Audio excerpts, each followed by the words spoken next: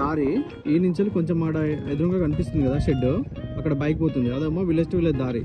అది BT road sanction అయింది. అక్కడ నుంచి వెళ్ళి మనకి ఆ నుంచి ఏడికి ఒక 150 మీటర్స్ ఉంటుంది లోపలికి. ఓకే, ఈ నుంచి ల్యాండ్ స్టార్ట్ అవుతుంది మనకి. రైట్ సైడ్ కడిలేసినాయి కదా, అటు ఇటు మొత్తం మనకు ఇది ఎక్రమ్ సైట్. ఎక్రమ్లో మనకు అటు కెనాల్ పోయింది లెఫ్ట్ సైడ్. ఆ సెట్ బ్యాక్ దియంగా మనకి ఇది 30 గుంటల సైట్ ఉంటుంది. మొత్తం పొలము. రైట్ సైడ్ కూడా అన్ని పొలాలే ఉంటాయి. రైట్ సైడ్ అన్ని చుట్టూ మొత్తం పొలాలే. చుట్టూ కడిలేసి ఉన్నాయి, మొత్తం బౌండరీస్ పెట్టి ఉన్నాయి. మనకి రెడ్ సైడ్ ఇదంతా. ఓకే, ఇందులో బండలు అవి ఏం లేవు, ఆల్రెడీ కల్టివేషన్ చేసిన ల్యాండ్. అక్కడ లెఫ్ట్ సైడ్ కనబడుతుంది కదా, అదంతా ఒక పెద్ద ప్లాట్ వెంచర్ లెక్క చేస్తున్నారు, డెవలప్మెంట్. ఓకే, ఇగో ఇదంతా పొలం ఇదంతా. ఓకే, ఇది సైట్ మనకి. అక్కడ రైట్ సైడ్ కనిపిస్తుంది కదా, అది కెనాల్ అన్నట్టు. అక్కడ రైట్ సైడ్ కెనాల్ పోతుంది కదా, కెనాల్.